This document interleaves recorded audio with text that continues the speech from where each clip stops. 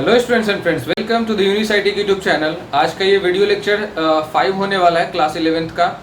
तो इस वीडियो को आप देखना आगे, और प्रीवियस वीडियो अगर आपने नहीं देखा है तो डिस्क्रिप्शन चेक कर लेना, उसमें मैंने लिंक दे दिए हैं और कार्ड सेक्शन में स्लाइड हो रहे हैं। तो चलिए शुरू करते हैं। तो आज इस वीडियो में हम लोग क्या पढ़ेंगे, लेक्चर नंबर 5 में जो फिजिकल क्वांटिटी हम लोगों ने प्रीवियस लेक्चर में पढ़ा है उसमें मैंने फिजिकल क्वांटिटी के टाइप्स नहीं बताए थे। वो मैं एक्चुअली स्किप कर गया था मेरे माइंड से, तो इसलिए मैंने नहीं बताया था। तो मैं अभी इसमें डिस्कस कर दूंगा। एक और बात, लिंक हमेशा जैसा कि मैंने बताया डिस्क्रिप्शन बॉक्स में मैं नोट्स के जो भी लेक्चर देता हूं उसके नोट्स के जो लिंक है आपको मैंने पीडीएफ फाइल में दे दिए हुए है, डिस्क्रिप्शन बॉक्स में चेक कर लेना। तो अब हम लोग शुरू करते हैं इसके फिजिकल क्वांटिटी के टाइप्स के बारे में। ठीक है, फिजिकल क्वांटिटी क्या होता है ऑलरेडी आप जान चुके हैं। किसी भी सब्सटेंस का जो क्वांटिटेटिव एनालिसिस होता है उसको जो भी कुछ वैल्यू में हम लोग रिप्रेजेंट करते हैं उसको फिजिकल क्वांटिटी बोलते हैं। उसको दो पार्ट में रिप्रेजेंट करते थे हम लोग, एक था न्यूमेरिकल वैल्यू और एक था उसका यूनिट। मतलब जिस भी क्वांटिटी को आप निकाल रहे हो, जैसे मास है तो मास का यूनिट केजी हो जाएगा। 2 केजी में 2 आता है न्यूमेरिकल वैल्यू, और केजी जो है वो रिप्रेजेंट कर रहा है मास को किसी भी सब्सटेंस के। तो फिजिकल क्वांटिटी जो है उसके 2 पार्ट होते हैं, बेसिकली 2 टाइप्स होते हैं। एक होता है फंडामेंटल फिजिकल क्वांटिटी, एक होता है fundamental physical quantity, fundamental physical quantity, और एक होता है हमारा डिराइव्ड फिजिकल क्वांटिटी। ठीक है ना, 2 तरह के क्वांटिटी है। एक फंडामेंटल फिजिकल क्वांटिटी हो गए और एक हो गए derived physical quantity, derived physical quantity. ठीक है ना, अब ध्यान से सुनना दोनों के बारे में, क्या डिफरेंस है दोनों में। Derived physical quantity, fundamental physical quantity वो फिजिकल क्वांटिटी होते हैं, ध्यान से सुनना, जो इंडिपेंडेंट होते हैं, जिसकी एस्टिमेशन वैल्यू जो है वो इंडिपेंडेंट होते हैं। कहने का मतलब ये है कि ये दूसरे किसी अदर अदर फिजिकल क्वांटिटी पे डिपेंड नहीं करता है, यानी कि ये अपने आप में इंडिपेंडेंट होता है। ठीक है, the physical quantity which do not depends upon other physical quantity for the estimation of their values. ठीक है, एग्जाम्पल के तौर पे क्या क्या हो जाएगा, फंडामेंटल जो खुद पे ही डिपेंड करता है, किसी और फिजिकल क्वांटिटी पे डिपेंड नहीं करता है। जैसे इसमें 7 तरह के बेसिक फंडामेंटल होते हैं। लेंथ होता है, मास होता है, टाइम होता है ना, और भी कई सारे हैं। लेंथ, मास हो गया, टाइम हो गया, टेम्परेचर हो गया जिसको थर्मोडायनामिक टेम्परेचर बोलते हैं, ल्यूमिनस इंटेंसिटी हो गया, ल्यूमिनस इंटेंसिटी हो गया, ल्यूमिनस इंटेंसिटी हो गया, अमाउंट ऑफ द सब्सटेंस हो गया, अमाउंट ऑफ द सब्सटेंस हो गया। ठीक है ना, इलेक्ट्रिक करंट हो गया। ये सारे के सारे जो है ये फंडामेंटल फिजिकल क्वांटिटी है। दैट मींस कि ये डायरेक्टली कैलकुलेट किए जाते हैं, ये इंडिपेंडेंट होते हैं, ये किसी दूसरे फिजिकल क्वांटिटी पे डिपेंड नहीं करते, तो इन सभी को फंडामेंटल बोलेंगे। Is that clear. अब डिराइव्ड फिजिकल क्वांटिटी की अगर मैं बात करूं तो डिराइव्ड फिजिकल क्वांटिटी वो फिजिकल क्वांटिटी होते हैं जिसके वैल्यूज किसी दूसरे फिजिकल क्वांटिटी पे डिपेंड करते हैं। जैसे एग्जांपल के तौर पे क्या हो जाएगा, यहाँ पे देखो जरा, डेंसिटी की अगर मैं बात करूं, तो density is a physical quantity. लेकिन सवाल ये उठता है कैसा, फंडामेंटल है या डिराइव्ड है। देख लो ना, डेंसिटी इज इक्वल टू होता है mass upon volume, mass upon volume. Mass एक फिजिकल क्वांटिटी है और वॉल्यूम भी एक फिजिकल क्वांटिटी है। तो डेंसिटी जो है इन दोनों पे डिपेंड किया ना, मास पे भी और वॉल्यूम पे भी, यानी कि ये इंडिपेंडेंट नहीं है, ये डिराइव किया हुआ है। किससे, तो भाई मास अपॉन वॉल्यूम के रेशियो से डिराइव किया हुआ वैल्यू है, तो डेंसिटी हो गया। स्पीड की अगर मैं बात करूं तो speed is a physical quantity, लेकिन किस टाइप का, फंडामेंटल या डिराइव्ड। तो देख लो, स्पीड इज इक्वल टू होता है डिस्टेंस बाय टाइम, यानी कि कितने टाइम में आपने कितने डिस्टेंस को कवर किया। The ratio between the distance and time is called speed. तो स्पीड कैसा फिजिकल क्वांटिटी हो गया, ऑफ कोर्स डिराइव्ड है, क्योंकि यहाँ पे डिस्टेंस और टाइम दो तरह के फिजिकल क्वांटिटी है और इन दोनों के ऊपर डिपेंड कर रहा है स्पीड। ठीक है ना, ये हो गया। वॉल्यूम की अगर मैं बात करूं तो वॉल्यूम जो है वो भी डिराइव्ड फिजिकल क्वांटिटी है, क्योंकि आपने वॉल्यूम ऑफ क्यूब के बारे में पढ़ा होगा, साइड इंटू साइड होता है, मतलब कई सारे साइड्स के ऊपर डिपेंड करता है। कई तरह के शेप के जो वॉल्यूम निकलते हैं वो सारे के सारे एक दूसरे पे डिपेंड करते हैं। लेंथ के ट्रिपल टाइम्स मल्टीपल पे डिपेंड करते हैं। तो वॉल्यूम जो है वो भी हमारा डिराइव्ड फिजिकल क्वांटिटी है। प्रेशर की अगर मैं बात करूं तो प्रेशर जो है वो भी फिजिकल क्वांटिटी है, बट कैसा, फंडामेंटल या फिर डिराइव्ड, तो देख लो प्रेशर इज इक्वल टू होता है फोर्स पर यूनिट एरिया। क्या होता है? फोर्स पर यूनिट एरिया, यानी कि फोर्स बाय एरिया। तो फोर्स जो है एक फिजिकल क्वांटिटी है और एरिया जो है वो भी फिजिकल क्वांटिटी है। तो ये प्रेशर जो है इन दोनों से इंडिपेंडेंट नहीं है, मतलब डिपेंड कर रहा है। फोर्स की अगर मैं बात करूं तो force is also fundamental, force is also physical quantity. लेकिन क्या ये फंडामेंटल है या डिराइव्ड है? देख लो ना, फोर्स इज इक्वल टू क्या होता है? जाहिर सी बात है, फोर्स इज इक्वल टू होता है मास इनटू एक्सेलरेशन। तो मास जो है हमारा वो क्या हो गया? मास जो है वो क्या हो गया? एक फिजिकल क्वांटिटी है, और वो भी कौन सा? फंडामेंटल फिजिकल क्वांटिटी है, जिसको सिर्फ और सिर्फ नंबर से मतलब होता है, ये किसी दूसरे पे डिपेंड नहीं करता है ना। और रही बात एक्सेलरेशन की, तो एक्सेलरेशन जो है वो भी एक तरह का फंडामेंटल नहीं है, बल्कि ये डिराइव्ड है। जैसे देख लो ना, एक्सेलरेशन इज इक्वल टू क्या होता है? dv by dt होता है, मतलब चेंज इन वेलोसिटी पर divided by change in to time, यानी कि the rate of change of velocity is called acceleration. तो भाई मेरे टाइम पे भी डिपेंड किया ये, और वेलोसिटी चेंज पे भी डिपेंड किया, तो ये फंडामेंटल कैसे हो सकता है? तो अभी तक हमने जितना भी इस साइड का पढ़ा सारे के सारे डिराइव्ड है, और इधर वाला जो भी है सारे के सारे जो है वो क्या है? फंडामेंटल फिजिकल क्वांटिटी है। ठीक है, तो क्लियर हो रही बात है। अब हम लोग बढ़ते हैं आगे की तरफ। ये था फिजिकल क्वांटिटी के टाइप्स के बारे में, जो कि दो प्रकार के हुआ करते थे, एक था फिजिकल फंडामेंटल और एक था डिराइव्ड फिजिकल क्वांटिटी। ठीक है ना, तो ये दोनों क्लियर हो चुके हैं। अब हम लोग नेक्स्ट टॉपिक की तरफ बढ़ते हैं, और अब जो हमारा अगला टॉपिक है वो है बेसिकल फिजिकल क्वांटिटी जो होते हैं और उसके यूनिट्स के बारे में। तो मैं क्या करता हूं, इस बोर्ड को क्लीन करके और इस पे एक अच्छे से लिस्ट तैयार कर देता हूं कि जो हमारा एसआई सिस्टम है, जिसको हमने प्रीवियस लेक्चर में पढ़ा था, तो वो जो एसआई सिस्टम है उसमें कितने तरह के बेसिक यूनिट्स का यूज किए जाते हैं। तो उसमें 7 टाइप्स के बेसिक यूनिट्स के यूज किए जाते हैं, उसके बारे में हम लोग बात करेंगे। अब जो हमारा जो एसआई सिस्टम में जो यूज होते हैं, 7 types of fundamental physical quantity use होते हैं, और वो क्या क्या है उसके बारे में हम लोग बात करेंगे। सबसे पहले तो वो फिजिकल क्वांटिटीज के नेम लिखेंगे यहाँ पे, उसके बाद उनके सिंबल्स, उसके बाद उसके यूनिट्स, और उसके बाद यूनिट के सिंबल जो यूज होते हैं उसके बारे में हम लोग लिखेंगे। तो चलिए शुरू करते हैं। तो अब जो है हमारा सबसे पहला बेसिक फंडामेंटल जो फिजिकल क्वांटिटी है वो क्या है? लेंथ है। वो क्या है? लेंथ है, LENGTH। तो ये लेंथ हो गया फर्स्ट फंडामेंटल फिजिकल क्वांटिटी। उसके बाद क्या होगा? मास। फिर क्या होगा? टाइम। उसके बाद क्या होगा? इलेक्ट्रिक करंट होगा। उसके बाद क्या होगा? थर्मोडायनामिक टेम्परेचर, जिसको हम लोग नॉर्मली टेम्परेचर भी कहते हैं, तो ये थर्मोडायनामिक टेम्परेचर है। उसके बाद क्या हो गया? अमाउंट ऑफ द सब्सटेंस हो गया, यानी कि सब्सटेंस के अंदर कितना अमाउंट है उसको कैसे मेजर करेंगे। उसके बाद लास्ट जो है हमारा वो है ल्यूमिनस इंटेंसिटी। क्या है? ल्यूमिनस इंटेंसिटी है। ठीक है ना, तो अब इन सभी के बारे में हम लोग पढ़ेंगे। कितने हो गए? 1 2 3 4 5 6 7 types of basic fundamental physical quantity हो गए। अब इन सभी के सिंबल्स के बारे में बात करेंगे।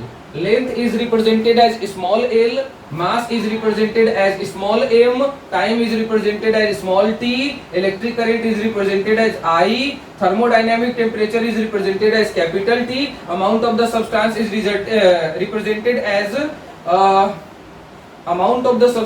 represented as I think n, बिल्कुल नंबर ऑफ मोल को n से रिप्रेजेंट करते हैं, small n, and luminous intensity is represented as I nu. This is not a v, ये v नहीं है, ये न्यू है। Nu is the frequency of light. तो जो इंटेंसिटी, लुमिनस इंटेंसिटी जो है ना, वो लाइट के, एक्चुअली लाइट जिस सोर्स से निकलता है ना, जैसे कि ये मान लो कि सोर्स ऑफ लाइट है, तो यहाँ से लाइट प्रोड्यूस हुआ, तो ये कितने एरिया को कवर करते हुए जाता है उसको हम लोग बोलते हैं इंटेंसिटी। अगर ज्यादा एरिया को कवर करके जाएगा तो इसका मतलब ज्यादा number of radiation particular area से गुजर रहा है। तो जितने भी नंबर ऑफ रेडिएशन एक पार्टिकुलर एरिया से गुजरेंगे, ठीक है ना, उसी को हम लोग बोलते हैं intensity of the light, and it is also called luminous intensity. ठीक है, जिसको हम लोग I न्यू से डिनोट करते हैं। It is not called as IV नहीं, I न्यू। ठीक है ना, न्यू ये वाला NU वाला न्यू, NEW वाला नहीं, वो तो नया होता है। ठीक है, तो ये हो गया। अब इसके एसआई यूनिट्स की मैं बात करूं तो लेंथ का एसआई यूनिट क्या होता है? मीटर होता है। ठीक है, मास का क्या होता है? किलोग्राम होता है। क्या होता है? किलोग्राम होता है। ठीक है ना, किलोग्राम होता है। टाइम का क्या होता है? सेकेंड होता है। टाइम का सेकेंड। इलेक्ट्रिक करंट का क्या होगा, एम्पियर। क्या होगा, एम्पियर। तो आप बोलोगे अरे यार ये जो एम्पियर आपने लिखा है वो स्मॉल लेटर से क्यों लिखा है। अब मैं इंटरेस्टिंग चीजें बताऊंगा इसके बारे में। देखो, जब भी किसी साइंटिस्ट के नाम पे कोई यूनिट बनाए जाते हैं तो उसके यूनिट को आप अगर फुल फॉर्म में लिखोगे तो याद रखना हमेशा स्मॉल लेटर का यूज करना, ठीक है। जैसे कि न्यूटन की अगर मैं बात करूं, 5 न्यूटन मैंने किसी के ऊपर फोर्स लगाया तो मैं 5 न्यूटन को ऐसे लिख सकता हूं या 5 न्यूटन को मैं ऐसे लिख सकता हूं। अगर मैंने 5 न्यूटन को ऐसे लिखा तो ये फिर गलत हो जाएगा, ये लिखने का तरीका नहीं है, क्योंकि न्यूटन किसका नाम है, साइंटिस्ट का। साइंटिस्ट के नाम पे जब भी कोई यूनिट बने तो उसका अगर फुल फॉर्म लिखना हो तो कैपिटल लेटर वहां पे यूज नहीं करते, वहां पे क्या करते हैं, स्मॉल लेटर का यूज करते हैं, ठीक है ना। क्योंकि कैपिटल लेटर तो हम लोग यानी कि हम लोग जैसे नॉर्मल इंसान जो है वो भी यूज करता है, और अगर साइंटिस्ट के लिए भी हम लोग अगर कैपिटल लेटर का यूज करने लगे तो उनके रिस्पेक्ट में थोड़ी कमी आ जाएगी। तो अब समझ में आ गया होगा आपको कि ये जो एम्पियर मैंने लिखा है उसका ए कैपिटल क्यों नहीं स्मॉल क्यों है। स्मॉल इसलिए है क्योंकि एम्पियर एक साइंटिस्ट का नाम है जिसकी वजह से उनके नाम पे ये यूनिट पड़ा है, और उस यूनिट को अगर मैं पूरे तरीके से लिखूंगा फुल फॉर्म में तो मैं कैपिटल लेटर नहीं यूज कर सकता। हाँ, इसके सिंबल में मैं जरूर यूज करूंगा, क्योंकि सिंबल में आप यूज कर सकते हो। जैसे कि 5 न्यूटन में जो एन था वो कैपिटल एन था अगर सिंबल के तौर पे यूज किए हैं तो, लेकिन अगर पूरा पूरा न्यूटन हमें लिखना है तो स्मॉल एन से लिखेंगे हम लोग, ठीक है। थर्मोडायनेमिक टेम्परेचर T हो गया, और केल्विन जो है साइंटिस्ट का नाम है इसीलिए केल्विन का K जो होता है स्मॉल होता है, लेकिन उसमें के सिंबल में जो K यूज होता है वो कैपिटल होता है। जैसे एम्पियर में जो A यूज होता है वो कैपिटल होता है, सेकेंड का स्मॉल s, किलोग्राम का kg और मीटर का स्मॉल m, ठीक है। इस तरीके से हो गया। अमाउंट ऑफ द सब्सटेंस को हम लोग मेजर करते हैं मोल में। किसमें, मोल में। मोल कॉन्सेप्ट आगे आएगा तो हम लोग पढ़ेंगे उसके बारे में। और इसका जो सिंबल होता है वो MOL होता है। लुमिनस इंटेंसिटी को रिप्रेजेंट करते हैं आई न्यू से, लेकिन इसका एसआई यूनिट जो होता है वो होता है कैंडेला। क्या होता है, कैंडेला होता है। और इसका जो सिंबल है वो सीडी है। सीडी एक्चुअली कैडमियम का भी होता है, बट यहाँ पे कैडमियम एलिमेंट होता है वो, जबकि यहाँ पे क्या है, फिजिकल क्वांटिटी का यूनिट है, तो दोनों में मेसअप करने की जरूरत नहीं है। तो उम्मीद है ये चीज समझ में आया होगा। अब हम लोग बात करते हैं, इसकी बात तो हो ही गई, अब हम लोग बात करते हैं कुछ मल्टीपल और प्रेफिक्सेस के नाम। जैसे आप लोगों ने सुना होगा ये कहते हुए किसी को कि बताओ 1 नैनोमीटर में कितने मीटर होते हैं। 1 nanometre is equal to 10 to the power -9 metre. तो ये 1 नैनोमीटर को हम 10 टू द पावर -9 नैनोमीटर क्यों लिखते हैं इसके बारे में हम लोग पढ़ेंगे।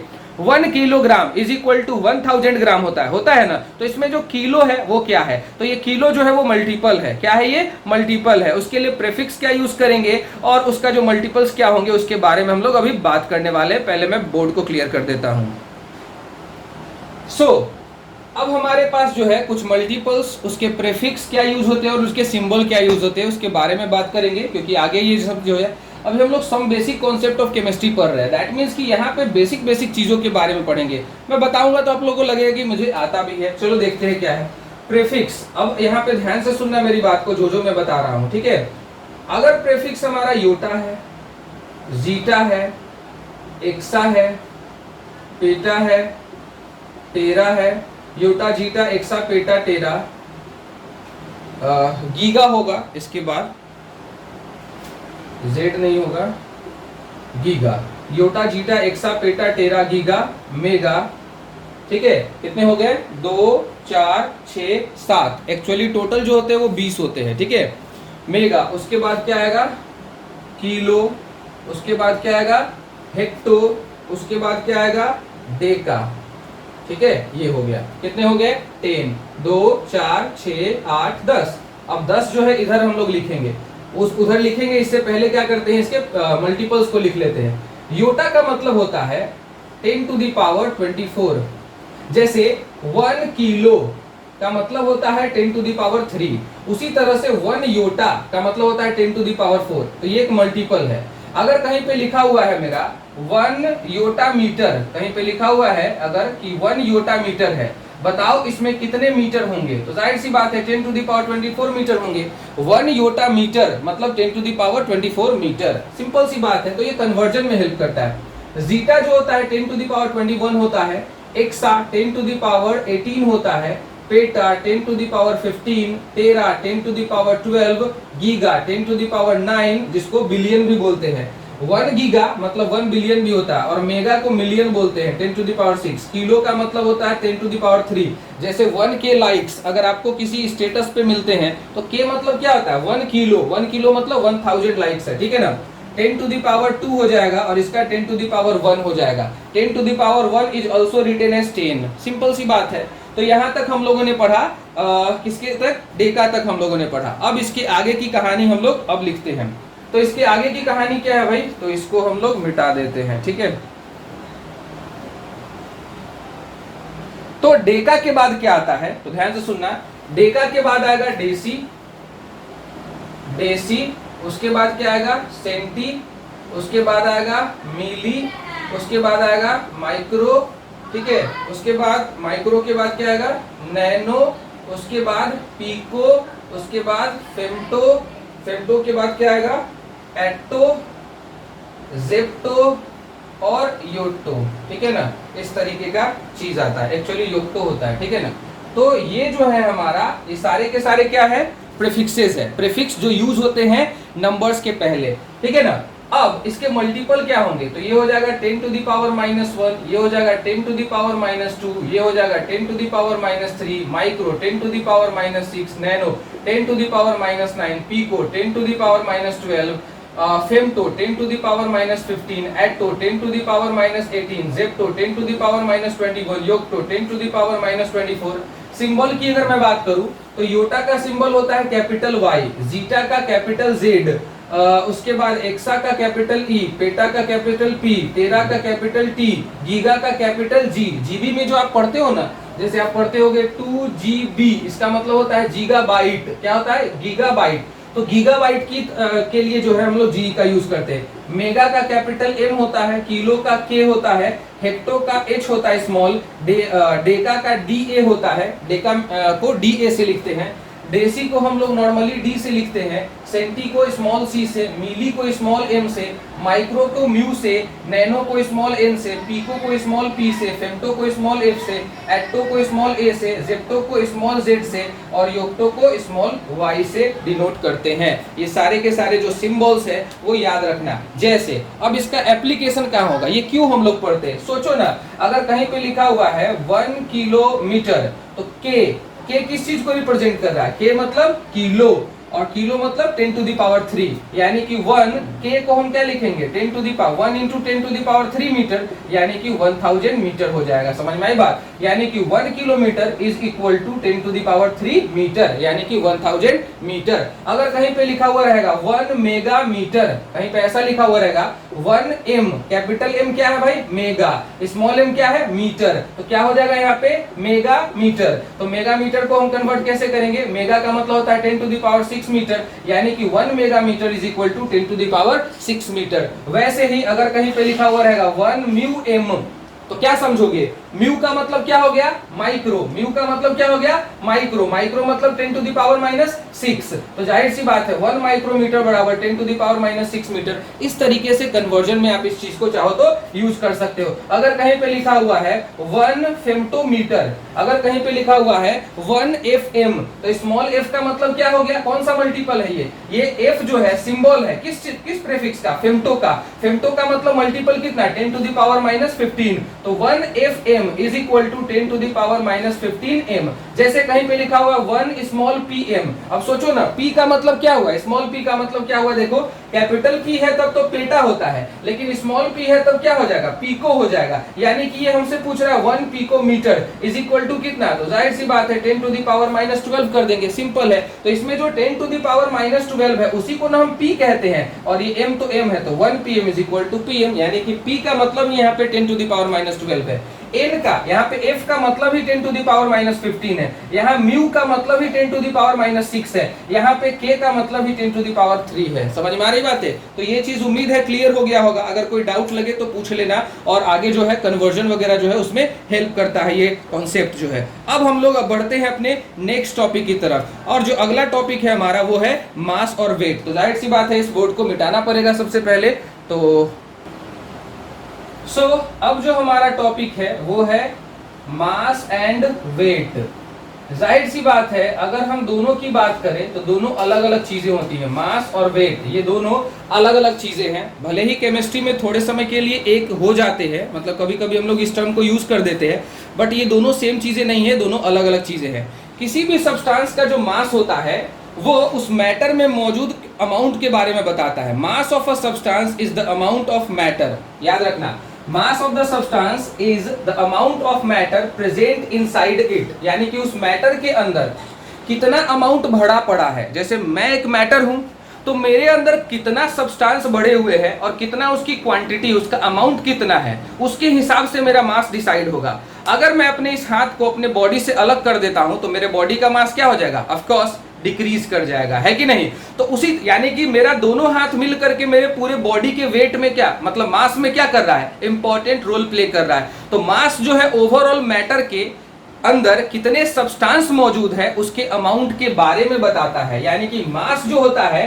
किसी भी ऑब्जेक्ट का वो फिक्स होता है। लेकिन अगर मैं वेट की बात करूं तो वेट इज अ फोर्स, ठीक है, याद रखना वेट क्या है, वेट एक फोर्स होता है जिसको ग्रेविटी से लेना देना होता है। यानी कि यहाँ पे अगर मैं मास को अगर मेरे बॉडी को पृथ्वी मेरे बॉडी को जितना जी से खींच रहा है, जी मतलब क्या, ग्रेविटेशनल कांस्टेंट, तो जितना जी फोर्स से खींच रहा है मुझे, तो मैं मेरे बॉडी का मास इनटू जो मेरे बॉडी पे जो ग्रेविटेशनल फोर्स लग रहा है, इन दोनों का जो प्रोडक्ट होता है उसी को वेट कहते हैं। यानी कि weight of the object is equal to mass of the object into gravitational constant on them. तो W, अगर मान लो कि मेरे बॉडी का मास जो है, अगर मेरे बॉडी का मास 70 kg का है, क्या है, मास का ऐसा यूनिट kg होता है, जबकि वेट का ऐसा यूनिट न्यूटन होता है, ठीक है।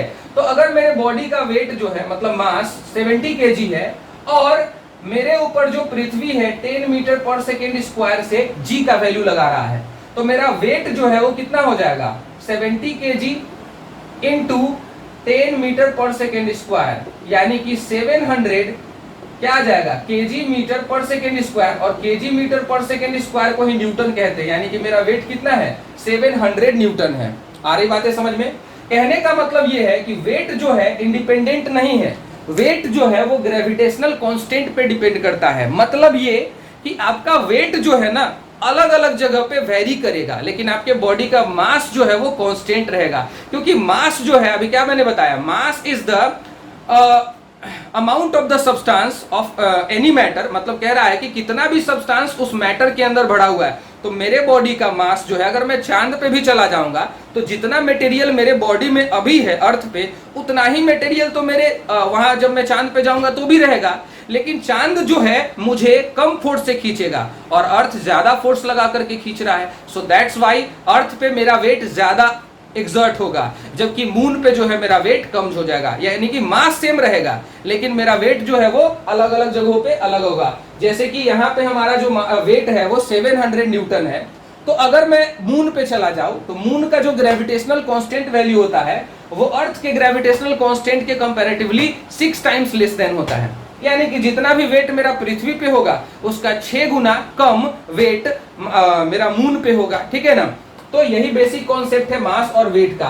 तो वेट क्या है भाई, तो वेट जो है एक फोर्स है, याद रखना, जो कि किसी भी ऑब्जेक्ट के द्वारा एक्सर्ट किया जाता है उस पर्टिकुलर प्लेस पे, और वो भी ग्रेविटेशनल कांस्टेंट की वजह से। या यूं भी कह सकते हो, weight is defined as mathematically as the product of mass and gravitational constant, ठीक है। The product of mass and gravitational constant is called weight. Clear है, वेट ये हुआ। और मास जो है वो किसी भी मैटर के अंदर कितना अमाउंट भरा हुआ है उसको हम लोग क्या बोलते हैं, mass. So mass of the substance is fixed at any place but weight is not fixed. Weight can vary from place to place according to their gravitational force. अलग अलग जगहों पे ग्रेविटी का जो खिंचाव होता है वो अलग अलग होता है। इसी वजह से सेम आदमी अलग अलग जगहों पे अलग अलग फोर्स को महसूस करेगा। यहां तक ठीक है, अलग अलग वेट को फील करेगा। तो ये था हमारा वेट और मास के बारे में। उम्मीद है आपको समझ में आया होगा। अब हम लोग बढ़ते हैं। अच्छा, ऐसा यूनिट की मैं बात कर ही चुका हूं। ये जो मास होता है उसका ऐसा यूनिट क्या होता है, केजी। लेकिन जो वेट होता है उसका ऐसा यूनिट क्या होता है, केजी मीटर पर सेकेंड स्क्वायर या फिर न्यूटन, ठीक है ना। ये चीज याद रखना। अब हम लोग आगे बढ़ते हैं वॉल्यूम की तरफ। वॉल्यूम क्या है भाई, मास और वेट तो हो गया, अब वॉल्यूम क्या है। तो एक बात बताओ, अगर कोई पर्टिकुलर शेप का कोई ऑब्जेक्ट है, जैसे बैलून है, बैलून अगर स्फेरिकल शेप का है तो उसका वॉल्यूम क्या होगा 4/3 पाई आर क्यूब, यानी कि वॉल्यूम ऑफ स्फीयर हो जाएगा। अगर वो क्यूब के शेप का है कोई चीज तो उसका क्या होगा, उसका जो वॉल्यूम होगा वो साइड इंटू साइड होगा। जो भी होगा आप देख रहे होगे एक चीज, ये 4/3 पाई आर क्यूब वाले फॉर्मूला में आपने क्या देखा, आर क्या है, रेडियस। रेडियस जो है कितने टाइम्स मल्टीप्लाई है, 3 टाइम्स। अगर एक रेडियस का ऐसा यूनिट मीटर है तो बाकी सबका भी क्या होगा, मीटर। तो metre into metre into metre क्या हो जाएगा, मीटर क्यूब। यानी कि वॉल्यूम का ऐसा यूनिट क्या होगा, मीटर क्यूब होगा। पहले तो वॉल्यूम होता क्या है वो समझ लेते हैं। तो जो बैलून में जो आपने गैस भरा उसके कारण जो बैलून फूला तो उसका एरिया कुछ है पार्टिकुलर, तो the area enclosed by a boundary, मतलब जितना भी एरिया इनक्लोजेज रहता है एक पर्टिकुलर शेप में, और वो भी 3 डायमेंशनल में, 2 डायमेंशनल में नहीं। The area enclosed bye a 3D object is called volume. समझ में आ रही बात है, जितने स्पेस को ऑक्यूपाई किया जाएगा एक पर्टिकुलर बाउंड्री के अंदर एक 3 डायमेंशनल ऑब्जेक्ट के द्वारा, उसको हम बोलेंगे वॉल्यूम। तो वॉल्यूम जो होता है उसका यूनिट क्या होता है, मीटर क्यूब होता है, चाहे वो स्फीयर के केस में हो चाहे वो क्यूब के केस में हो। क्यूब का वॉल्यूम क्या होगा, साइड इंटू साइड, यही होगा ना। तो क्या होगा, साइड का ऐसा यूनिट मीटर, मीटर मीटर, तो मल्टीप्लाई होगा तो क्या हो जाएगा, मीटर क्यूब नहीं होगा। यानी कि द ऐसा unit of volume is metre cube. लेकिन केमिस्ट्री में क्या होता है कि हम लोग जब भी कोई चीज का शेप या वॉल्यूम की बात करते हैं तो छोटे छोटे एटम्स लेवल की बात करते हैं। इसीलिए हम लोग जो है ज्यादातर यहाँ पे केमिस्ट्री में डेसीमीटर क्यूब और सेंटीमीटर क्यूब लेते हैं, यानी कि हम लोग ऐसा यूनिट नहीं लेते हैं, ठीक है ना। उसी तरह से मास जो हम लोग लेते हैं, हम लोग जब भी केमिकल एक्सपेरिमेंट करते हैं केमिस्ट्री में तो क्या होता है, छोटे छोटे अमाउंट की बात करते हैं, थोड़े थोड़े अमाउंट की बात करते हैं, बड़े बड़े लेवल पे बात नहीं करते कि केजी है या टन है ना, ऐसा कुछ बात नहीं करते, ग्राम की बात करते हैं। तो मास को केमिस्ट्री में ग्राम में लिया जाता है और वॉल्यूम को केमिस्ट्री में डेसीमीटर क्यूब या सेंटीमीटर क्यूब में लिया जाता है। क्लियर हो रही है बातें।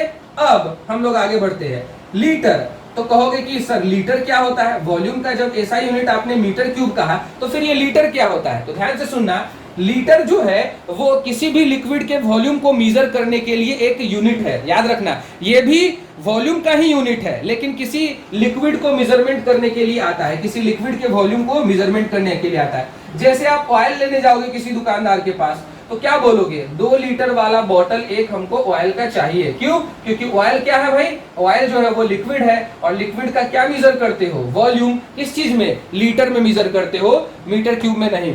मीटर क्यूब में तो शेप को मेजर किया जाता है, याद रखना। मीटर क्यूब में वॉल्यूम जो है वो शेप का किया जाता है मेजरमेंट, लेकिन अगर लिक्विड के अमाउंट के बारे में अगर मेजरमेंट करने की बात करें तो वो कौन मेजर करेगा, लीटर। तो लीटर क्या करता है, लिक्विड के अमाउंट यानी कि वॉल्यूम को मेजर करता है, जबकि मीटर क्यूब में या डेसीमीटर क्यूब में या सेंटीमीटर क्यूब में हम क्या करते हैं, उसके शेप को मेजर करते हैं। उम्मीद है समझ में आ रहा होगा आपको। वॉल्यूम क्लियर हो गया।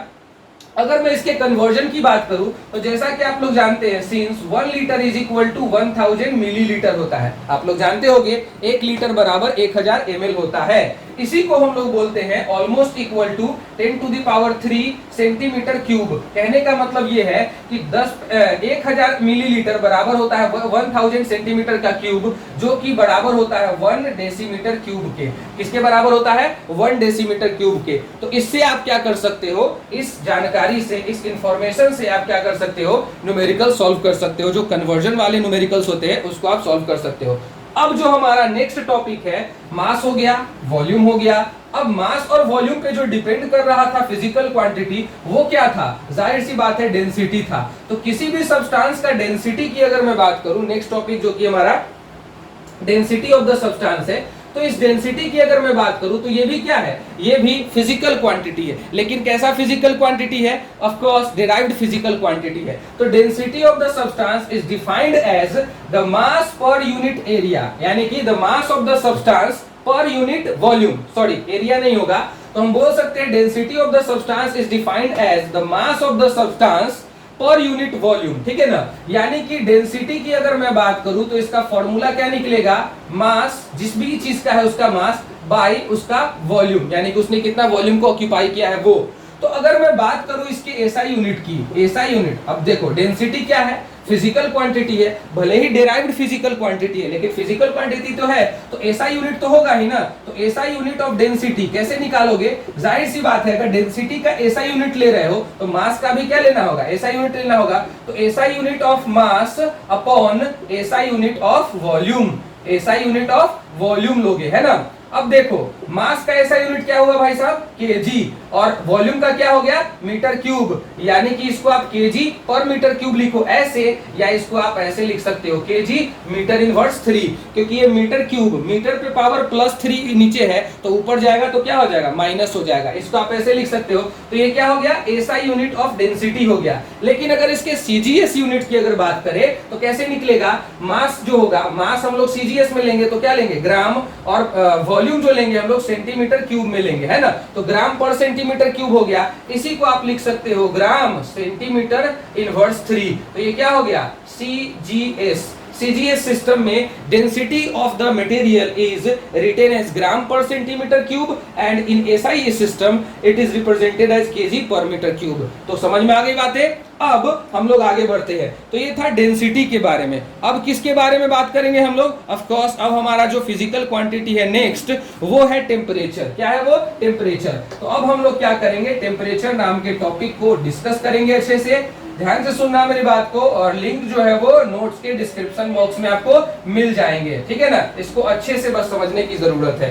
तो अब जो नेक्स्ट हमारा फिजिकल क्वांटिटी है वो है टेम्परेचर। टेम्परेचर एक तो फंडामेंटल क्वांटिटी भी है और साथ में फिजिकल क्वांटिटी तो है ही। तो टेम्परेचर की अगर मैं बात करूं तो टेम्परेचर क्या है? Temperature is a physical quantity, और फिजिकल क्वांटिटी का काम क्या होता है? मेजरमेंट बताना, यानी कि चीजों को प्रिसाइज वैल्यू दे करके निकालना। तो फिजिकल क्वांटिटी है temperature. Temperature is the physical quantity which measures the hotness and coldness of a body. मतलब क्या? ये किसी भी ऑब्जेक्ट का, या किसी भी बॉडी का, या किसी भी सिस्टम का हॉटनेस और कोल्डनेस के बारे में बताता है। मतलब ये कि अगर मेरा बॉडी का टेम्परेचर 37 डिग्री सेल्सियस है, अगर मैं किसी ऑब्जेक्ट को टच करता हूं जिसका टेम्परेचर 20 डिग्री सेल्सियस का होगा, तो वो मुझे कैसा फील होगा? कोल्ड फील होगा। मतलब मेरे बॉडी के रिस्पेक्ट में वो क्या है? कोल्ड है। ऐसा क्यों हुआ है? क्योंकि मेरे बॉडी से हीट ट्रांसफर होने लगा है उसके बॉडी में। Heat energy always move from higher temperature object to the lower temperature object if they are in contact together, ठीक है ना। जब एक दूसरे के साथ वो कॉन्टेक्ट में रहेंगे तभी जाकर के हीट जो है एग्जिस्ट करता है, वरना हीट किसी भी सिस्टम के द्वारा ऑक्यूपाई नहीं किया जा सकता है। वो हमेशा डायनेमिक स्टेट में रहता है, यानी कि जब भी कोई स्टेट बदलता है उस दौरान हीट एनर्जी में चेंजिंग आ सकता है। लेकिन टेम्परेचर की अगर बात करें तो temperature can measures the hotness and coldness of a body with respect to the standard value, ठीक है। जैसे हमारा ये हमारे बॉडी का टेम्परेचर जो होता है वो 98.4 डिग्री फ़ारेनहाइट होता है। डिग्री सेल्सियस में उसको 37 डिग्री सेल्सियस मान के चलते हैं। पानी का बॉइलिंग पॉइंट जो आप लोगों ने पढ़ा होगा 100 डिग्री सेल्सियस होता है एट द सी लेवल, और मेल्टिंग पॉइंट जो होता है वो 0 डिग्री सेल्सियस होता है एट द सी लेवल। ये चीज हम लोगों ने बिल्कुल पढ़ा है। तो ये जो टेम्परेचर को जो हम मेजर कर रहे हैं, मेजरमेंट ऑफ टेम्परेचर को मेजर करने वाले जो इंस्ट्रूमेंट होते हैं उसको हम लोग बोलते हैं थर्मोमीटर। याद रखना, the instrument used for the measurement of temperature of a body is called thermometer. Thermometer are of different type, कई तरह के थर्मोमीटर होते हैं डिपेंडिंग अपॉन किस पर्पस के लिए हम लोग यूज कर रहे हैं। उनमें से जो हम लोग अपने बॉडी के टेम्परेचर को मेजर करने के लिए जो थर्मामीटर का यूज करते हैं उसका नाम होता है क्लिनिकल थर्मोमीटर। क्या बोलते हैं उसको? क्लिनिकल थर्मोमीटर बोलते हैं। याद रखना, the thermometer which is used to measure our body temperature is called clinical thermometer, और it is also called mercury thermometer. Why? Because in this type of thermometer mercury metal is used, ठीक है ना। तो यहाँ पे mercury metal का use किया जाता है थर्मोमीटर के अंदर, और ये हमारे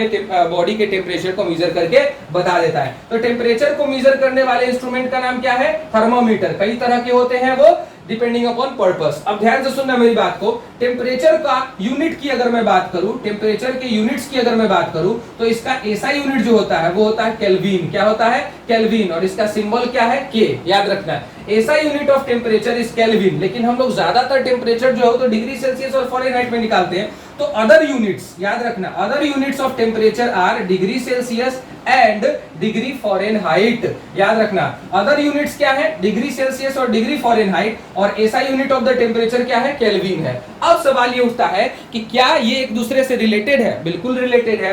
हर एक यूनिट एक दूसरे से रिलेटेड है। जैसे अगर आपको डिग्री सेल्सियस में किसी चीज का पता है वैल्यू, मान लेते हैं कि पानी का बॉइलिंग पॉइंट जो है वो 100 डिग्री सेल्सियस है, boiling point of water is equal to 100 degree Celsius है। मैं चाहता हूं कि इस डिग्री सेल्सियस को मैं फॉरेनहाइट में कन्वर्ट कर दूं, तो कैसे होगा? डिग्री फॉरेनहाइट बराबर होता है 9/5 इंटू डिग्री सेल्सियस प्लस 32। तो कैसे कन्वर्ट करोगे? ये हो गया कन्वर्जन फॉर्मूला। अब इस क्वेश्चन को डील कैसे करोगे? तो 9/5 इंटू 100 प्लस 32, 5 से 120 टाइम्स में कट जाएगा, 9 2 18 होता है, 180 प्लस 32 कितना हो जाएगा? 213, ऑलमोस्ट 213 डिग्री फॉरेनहाइट हो जाएगा।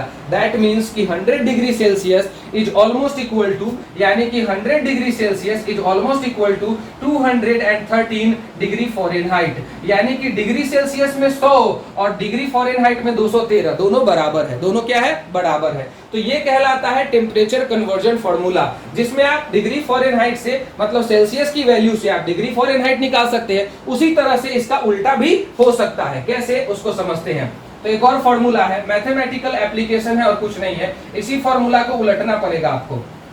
अब ध्यान से सुनो, इस फॉर्मूले को जरा गौर से देखो, इसी से मैं दूसरा फॉर्मूला डिराइव करूंगा। अगर इस 32 को मैं इधर ले आऊं तो क्या हो जाएगा? यहाँ पे 9/5 into degree Celsius is equal to degree Fahrenheit minus 32 हो जाएगा। यही हो जाएगा ना। अगर मैं डिग्री सेल्सियस की वैल्यू निकालना चाह रहा हूं, डिग्री सेल्सियस की, तो क्या करूंगा? इन सारे को उधर भेज दूंगा, तो डिग्री फॉरेनहाइट माइनस 32 तो इधर है ही, और साथ में क्या हो जाएगा? 5, ये वाला जो डिनोमिनेटर है ऊपर चला जाएगा और 9 जो है नीचे आ जाएगा। तो अगर आपको किसी भी बॉडी का टेम्परेचर या किसी भी ऑब्जेक्ट का टेम्परेचर डिग्री फॉरेनहाइट में अगर पता है, तो आप चाहो तो उससे डिग्री सेल्सियस में निकाल सकते हो। ठीक है, आगे बढ़े। तो ये था डिग्री फॉरेनहाइट और डिग्री सेल्सियस के बीच में रिलेशन। अब बात करते हैं केल्विन और डिग्री सेल्सियस के बीच का क्या रिलेशन है। तो केल्विन इज इक्वल टू होता है डिग्री सेल्सियस प्लस 217.15। आप चाहो तो 273 भी ले सकते हो एग्जैक्ट वैल्यू। ठीक है ना। अब ये एग्जैक्ट वैल्यू है, लेकिन आप जब 273 लेकर के चलोगे तो प्रिसाइज वैल्यू आएगा। ठीक है, तो ये था केल्विन और डिग्री सेल्सियस में। जैसे अगर बॉइलिंग पॉइंट पानी का 100 डिग्री सेल्सियस है, तो मैं चाहूंगा ये पता करना कि केल्विन में कितना होता है, तो 100 यहां पे डाल देंगे, डिग्री सेल्सियस की वैल्यू यहां पे रखेंगे 100 प्लस 273.15 से मल्टीप्लाई करेंगे, तो केल्विन में कितना आ जाएगा? 100 प्लस 273.15 इज इक्वल टू कितना केल्विन आ जाएगा? 373.15 आ जाएगा। ठीक है ना, केल्विन आ जाएगा, यानी कि 100 degree Celsius, 100 degree Celsius and 373.15 kelvin is almost equal है ना। दोनों वैल्यू क्या है? सेम है। तो ये तो था केल्विन और डिग्री सेल्सियस का रिलेशन। क्या कोई ऐसा भी फॉर्मूला होता है जिसमें केल्विन और डिग्री फॉरेनहाइट के बीच में रिलेशन निकलता है? बिल्कुल होता है भाई। देख लो क्या होता है यहाँ पे फॉर्मूला। तो केल्विन इज इक्वल टू हम लोगों ने क्या जाना है? यहाँ पे देख लो, kelvin is equal to degree Celsius plus 273.15 हमने जाना, यही जाना ना। अब देखो इसी में हम क्या करते हैं ना, केल्विन इज इक्वल टू हमको क्या चाहिए? डिग्री फॉरेनहाइट चाहिए। तो डिग्री सेल्सियस का फॉर्मूला क्या था? यही था ना। तो जहां पे डिग्री सेल्सियस लिखा होगा वहां पे ये वैल्यू डाल दो। आप क्या डालोगे? 5/9 into degree Fahrenheit minus 32 plus 273.15, ये वाला पोर्शन यहां आ जाएगा और डिग्री सेल्सियस के जगह पे ये लिख देंगे। हो गया। लो, केल्विन और डिग्री फॉरेनहाइट के बीच में रिलेशन आ गया कि नहीं आ गया? बिल्कुल आ गया। आप चाहो तो कन्वर्जन जो है किसी भी टेम्परेचर को लिख करके और खुद से प्रैक्टिस बहुत सारे कर सकते हो। तो ये तो था टेम्परेचर की बातें और उसके कन्वर्जन की बातें और उसके यूनिट्स के बारे में बात हम लोग जो करना था वो हम लोगों ने कर लिया। अच्छा, ध्यान से सुनना, एक और बात बहुत इंपॉर्टेंट है टेम्परेचर के बारे में। टेम्परेचर की अगर मैं बात करूं तो इसका निगेटिव वैल्यू होता है, लेकिन डिग्री सेल्सियस में temperature can go negative, temperature can go negative in degree Celsius only. याद रखना, डिग्री सेल्सियस में ही जाता है। और हाँ, एक और बात, डिग्री फॉरेनहाइट में भी जा सकता है। टेम्परेचर कैन गो, यानी कि temperature can have the negative value in degree Fahrenheit and in degree Celsius, but temperature can never undergo negative value in kelvin. ज्यादा से ज्यादा केल्विन का वैल्यू 0 केल्विन हो सकता है, which is called absolute temperature. Temperature कभी भी, याद रखना, निगेटिव नहीं होगा in the case of kelvin. Temperature negative हो सकता है फॉरेनहाइट के केस में और डिग्री सेल्सियस के केस में, लेकिन केल्विन के केस में कभी नहीं होगा। क्लियर है ये बात? अब कुछ चीजें हैं जो हम लोगों को पढ़ना है, और वो ये चीजें हैं कि ऐसा कौन सा टेम्परेचर है, कहा भी जाता है at what temperature, at what temperature the degree Celsius becomes equal to degree Fahrenheit, यानी कि ऐसा कौन सा टेम्परेचर है जहां पर डिग्री फॉरेनहाइट का वैल्यू और डिग्री सेल्सियस का वैल्यू दोनों क्या हो जाता है, सेम हो जाता है। तो वो है -40 डिग्री। क्या है, -40 डिग्री, यानी कि -40 डिग्री सेल्सियस या -40 डिग्री फॉरेनहाइट, दोनों जो वैल्यू है वो सेम है। चलो इस बात को प्रूव करना है, प्रूफ करके देख लेते हैं।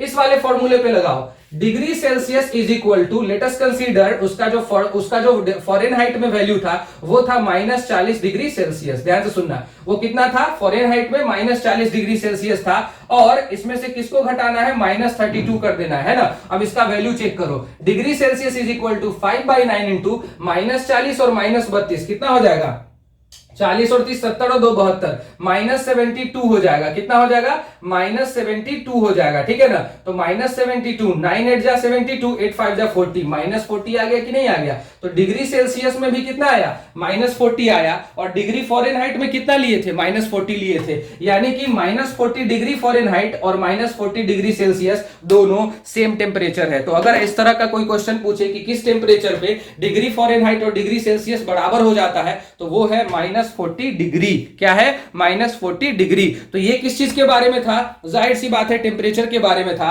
तो आज का जो हम लोग लेक्चर जो है इसी पे समाप्त करते हैं। कल हम लोग मिलेंगे साइंटिफिक नोटेशन और जो सिग्निफिकेंट वैल्यू है उसके बारे में, और भी कई सारे टर्म्स के बारे में हम लोग बात करेंगे नेक्स्ट वीडियो लेक्चर में। तब तक के लिए स्टे सेफ, हैव फन, जय हिंद, वंदे मातरम।